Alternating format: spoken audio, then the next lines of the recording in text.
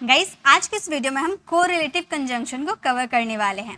Correlative conjunction क्या होते हैं? जो पेयर्स के साथ आते हैं, जैसे ईदर और, neither nor, not only but also, both and, although दो या फिर एट, इन दोनों का पेयर्स है। ओके, ऑल्दो यूज करो या दो यूज करो, उसके साथ एट का यूज करना होगा। No sooner, had, then, whether or, as, lest, should, ये सारे पेयर्स के साथ ही यूज होते हैं। आप ऐसा सोचोगे कि एक सेंटेंस में सिर्फ ईदर का यूज करते हैं, सिर्फ नीदर का यूज करते हैं, ऐसा कर देंगे तो सेंटेंस सही होगा? बिल्कुल नहीं, सेंटेंस गलत हो जाएगा। आपको ये पेयर्स के साथ ही यूज करने होंगे, बट इसके हिंदी मीनिंग क्या निकलेंगे वो आज के इस वीडियो में हम कवर करने वाले हैं, सेंटेंसेस को बनाकर देखने वाले हैं। ओके, तो वीडियो काफ़ी इंटरेस्टिंग होने वाली है। आप ये सारे कंजंक्शन को सीखने वाले हो, साथ ही कुछ अलग अलग कंजंक्शन की मैं प्रैक्टिस भी आप लोगों को इसी वीडियो में करवा दूंगी। तो चलिए वीडियो को स्टार्ट करते हैं। सो फर्स्ट हमारा कोरिलेटिव कंजंक्शन है ईदर और। ईदर और तो बहुत ज़्यादा हमारी डेली लाइफ में यूज़ होता है, या तो ये या तो वो। जैसे कि या तो तुम खाना बना सकते हो या तो तुम बाहर खाने के लिए जा सकते हो, या तो तुम यहाँ आओ या तो तुम अपने भाई को यहाँ भेज दो। तो या तो ये या तो वो, इसके लिए आपको ईदर और का यूज़ करना है, एक साथ नहीं करना। ईदर का यूज़ आप स्टार्टिंग में करोगे, देन बीच में आपके कोई सेंटेंसेस आएंगे, फिर आप और का यूज़ करोगे, फिर आपके सेंटेंसेस आएंगे।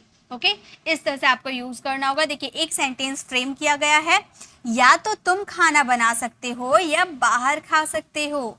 तो हम बोलेंगे you can either cook food. Okay, either किसके लिए यूज हुआ है? या तो के लिए। ठीक है, तुम खाना बना सकते हो, you can either cook food at home और ईट आउटसाइड। और का यूज यहाँ पर या के सेंस में किया गया है।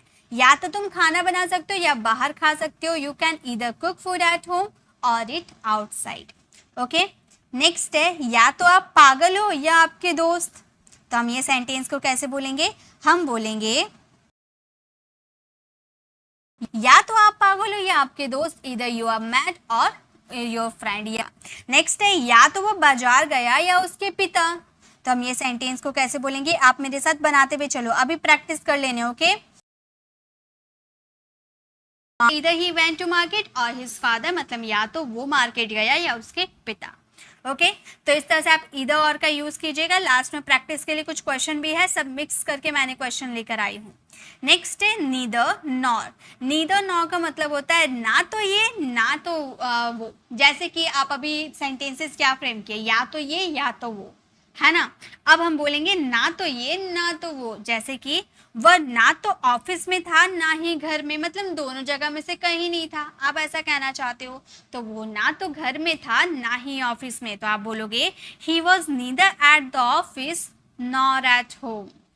वैसे ही चलिए अब हम सेंटेंस बनाते हैं। वो ना ही चालाक है ना ही ईमानदार है। तो हम ये सेंटेंसेस को बोलेंगे he is neither clever nor honest. यहाँ पर होगा उसे ना तो केला पसंद है और ना ही केला खाना, मतलब वो केला उसे पसंद नहीं है, ना ही उसे केला खाना पसंद है। ओके, तो हम ये सेंटेंसेस को बोलेंगे। तो हमारा सेंटेंस हो गया ही नीदर लाइक्स बनाना नॉर ईट, मतलब उसे ना ही बनाना पसंद है ना ही ना ही केला खाना। ओके, चलिए नेक्स्ट देखते हैं। नेक्स्ट है हमारा not only but also. Not only but also का मतलब होता है ना केवल बल्कि।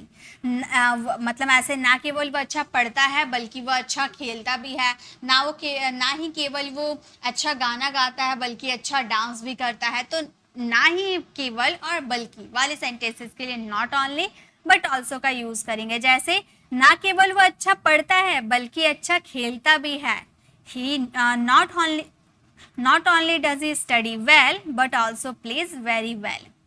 नेक्स्ट क्वेश्चन, वह ना केवल गा रहा है बल्कि नृत्य भी कर रहा है। इसे हम इंग्लिश में बोलेंगे। थिंक तो हमारा सेंटेंस हो गया he is not only singing but also dancing. वह ना केवल हिंदी पढ़ता है बल्कि अंग्रेजी भी अच्छी तरह से पढ़ता है। तो आप बोलोगे he not only Hindi but also reads English well. Okay, next हमारा कोरिलेटिव कंजंक्शन है बोथ एंड, बोथ एंड यानी कि दोनों और, दोनों का एक साथ यूज नहीं होता है, जैसे कि वह पढ़ने और खेलने दोनों में माहिर है, और भी आया और दोनों भी आया, इसके लिए बोलेंगे he is both proficient in studying and playing. Okay, next है राम चतुर और ईमानदार दोनों थे, हो गया Ram was both clever and honest, Ram चतुर और ईमानदार दोनों थे।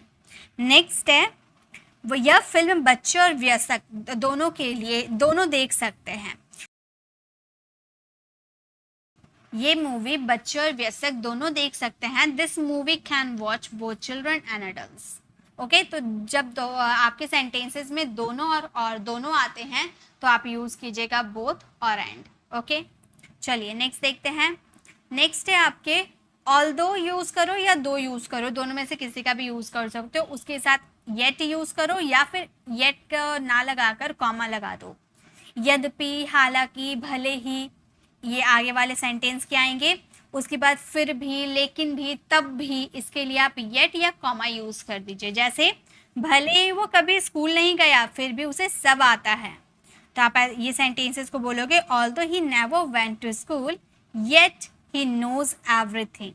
ठीक है, मतलब वो कभी स्कूल नहीं गया लेकिन उसे सब आता है।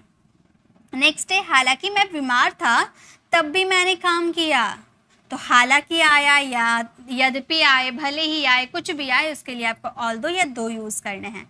तो हम दो का भी यूज कर सकते हैं, हम बोलेंगे दो आई वॉज अनवेल, मतलब मैं बीमार था, मैं स्वस्थ नहीं था, दो आई वॉज अनवेल, तब भी मैं काम किया, तब भी के लिए आप येट लगा सकते हो या फिर सिर्फ कॉमा लगा के भी काम चल जाएगा। कॉमा लगा दिए और आई वर्कड यूज कर दिए। ठीक है, येट आप लिख सकते हो, आप येट यूज कर सकते हो, और येट अगर आप नहीं भी यूज करते हो तो कॉमा लगा दोगे तो बात खत्म हो जाएगा। ओके, नेक्स्ट है हालांकि वह एक मेहनती है लेकिन वह सफल है। हालांकि वह मेहनती नहीं है, सॉरी, हालांकि वह एक मेहनती नहीं है लेकिन वह सफल है, तो हम बोलेंगे दो he is not a hard worker, not a hard worker, वह मेहनती नहीं है, दो he is not a hard worker, फिर भी वह सफल है, यानी कि येट आप यूज कर सकते हो, नहीं भी यूज कर सकते हो, आप सिंपली बोल सकते हो he is successful, he is successful. Okay, तो इस तरह से आप यूज कर सकते हो ऑल्दो दो, उसके साथ येट या कॉमा आप यूज कर सकते हो, यद्यपि, हालांकि आपके सेंटेंसेस में आएंगे, फिर भी, तब भी, लेकिन, कुछ भी आ सकते हैं आपके सेंटेंस में। आप ये मत सोचिएगा लेकिन देखकर हम यहाँ पर बट का यूज कर दे, ऐसा नहीं है, उससे पहले आपको हालांकि के लिए दो यूज करने, और जहाँ दो यूज होगा वहाँ पे आपको कॉमा या फिर येट का ही यूज करना होगा। ठीक है, चलिए आगे देखते हैं। नेक्स्ट हमारा कंजंक्शन है नो सूनर हैड देन ही था, जैसे मैं पहुंचा ही था कि वो आ गए।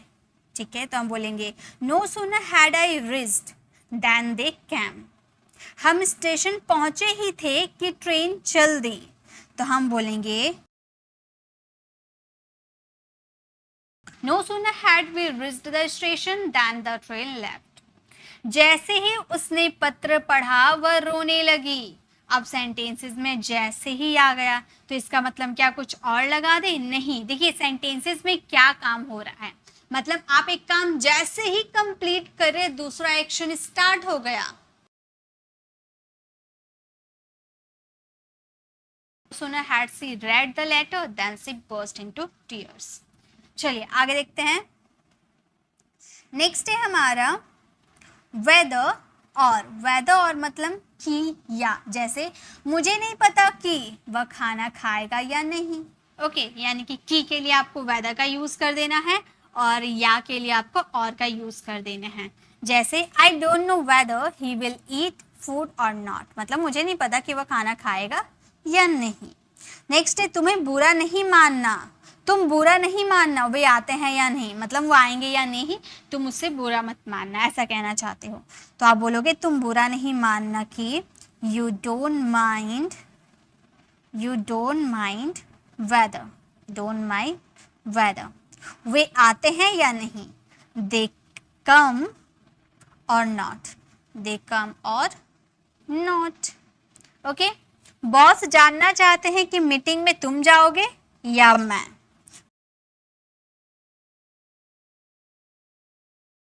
Boss wants to know whether you will go for the meeting or I। मतलब बॉस जानना चाहता है कि मीटिंग में तुम जाओगे या मैं।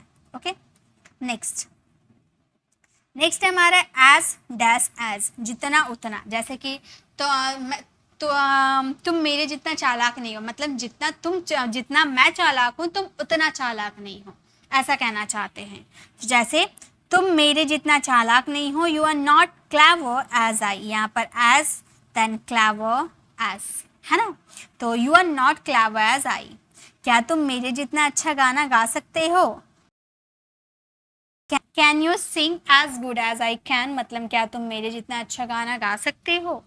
नेक्स्ट है तुम उसके जितना पागल नहीं हो, जितना वो पागल है उतना तुम पागल नहीं हो, ऐसा कहना चाहते हो। तो हम शॉर्ट तरीके से बोल दे तुम उसके जितना पागल नहीं हो, हम बोलेंगे you are not as mad as he is. तुम उसके जितना पागल नहीं हो, you are not as mad as he is. Okay, तो एज डैश एज यानी कि जितना उतना।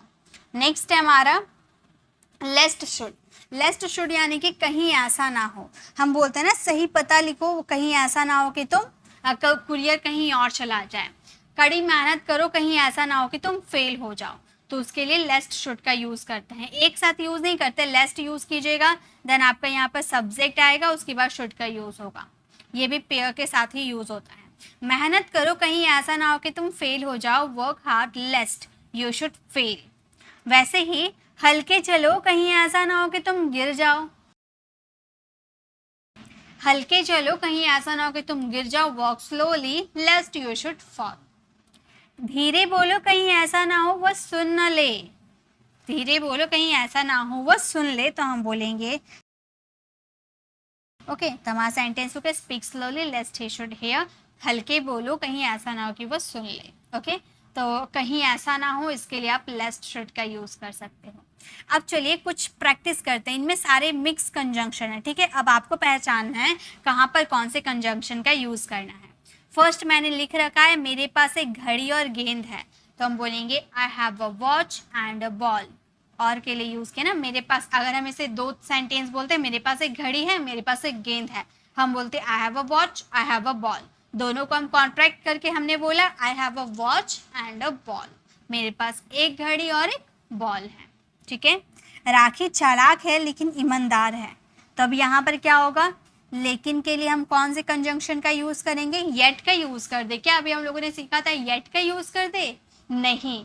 क्यों नहीं होगा, क्योंकि यहाँ पर हालांकि, भले ही, यद्यपि ऐसा कुछ नहीं आया है जिसके लिए दो ऑल्दो का यूज करें। अगर दो ऑल्दो का यूज करते हैं तो ही लेकिन के लिए येट आएगा, वरना लेकिन के लिए बट आता है।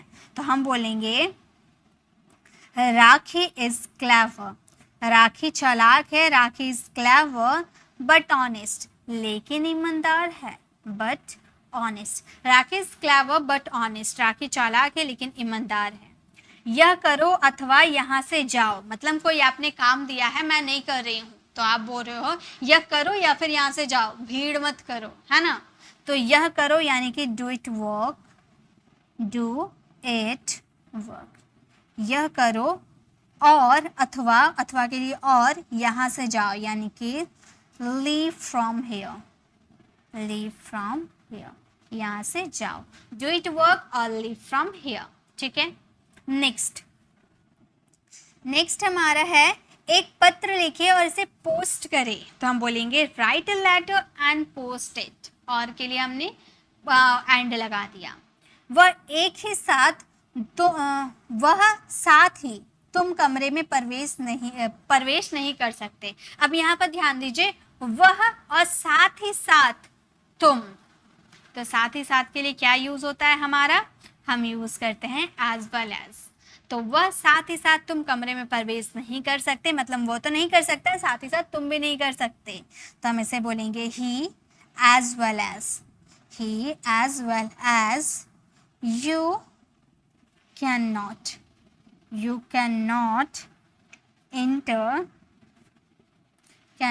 enter the room, वह साथ ही साथ तुम कमरे में प्रवेश नहीं कर सकते। He as well as he, you can not enter the room. Next है, आप इसे ले सकते हैं या खा सकते हैं। अब यहाँ पर या का यूज हुआ है, ये सेंटेंस आप फ्रेम करना और इसका आंसर कमेंट में जरूर देना। चलिए आगे देखते हैं। नेक्स्ट हमारा है, वह स्टेशन देरी से पहुंचे, ट्रेन छूट गई। वह स्टेशन देरी से पहुंचे इसलिए ट्रेन छूट गई। He reached the station late. Therefore, आप देयरफॉर के लिए देयरफॉर का भी यूज कर सकते हो, सो का भी यूज कर सकते हो, दैट्स वाई का भी यूज कर सकते हो, इसलिए के सेंस में, ठीक है। He missed the train. वह 32 साल की है, अभी तक उसकी शादी नहीं हुई। अभी तक के लिए आप येट का भी यूज कर सकते हो, ठीक है। तो हम ये सेंटेंस को बोल सकते हैं, she is 32, she is 32 years old, years old। वो 32 years की है, अभी तक, यानी कि yet उसकी शादी नहीं हुई है, यानी कि she is not married, she is not married, ठीक है। तो यहाँ पर येट हमने लगाया अभी तक के सेंस में, ओके। कंजंक्शन के लिए आपको हिंदी मीनिंग ज़्यादा अच्छे से लर्न होनी चाहिए, ओके। राघव ने कड़ी मेहनत की, इसलिए वह सफल हो पाया। इसीलिए के लिए मैंने बोला था ना, देयरफॉर का यूज़ करो, सो का यूज़ करो, दैट्स वाई का यूज़ करो, एज योर चॉइस, ओके। तो हम ये सेंटेंस को बोल सकते हैं, Raghav had done, Raghav had done work. Raghav had done work मतलब राघव ने कड़ी मेहनत की, इसीलिए यानी कि सो वह सफल है। He is success, he is success, okay. तो इस तरह से हम यूज करेंगे। चलिए और एक स्लाइड है हमारा, इसे भी हम कंप्लीट करते हैं। जब आप फ्री हो मुझे कॉल कर सकते हो। जब हम सेंटेंस पे लगाए जब यानी कि when. You can call me when you feel free, या फिर when you feel free you can call मी, दोनों तरीके से आप बोल सकते हो। सविता बूढ़ी है फिर भी वह 1 मील चल सकती है, तो हम बोलेंगे सविता, सविता इज ओल्ड। फिर भी इसके लिए मैंने बताया था ना, स्ट्रक्चर में, स्मॉल स्ट्रक्चर मैंने बताया था, फिर भी के लिए स्टील का यूज करेंगे। Savita is all still, she can walk 1 mile, she can walk a mile, वह 1 मील चल सकती है। तो हम बोल सकते हैं Sita is all still, she can walk a mile. Savita बूढ़ी है फिर भी वह 1 मील चल सकती है। नेक्स्ट है, माँ के आने से पहले मत जाना। तो यहाँ पर पहले यानी कि बिफोर का यूज होगा और ये सेंटेंस आप फ्रेम करना और इसका आंसर कमेंट में ज़रूर देना। तो गाइस ये हमारी कोरिलेटिव कंजंक्शंस थी जो आपको स्टार्टिंग में मैंने दिखाया था।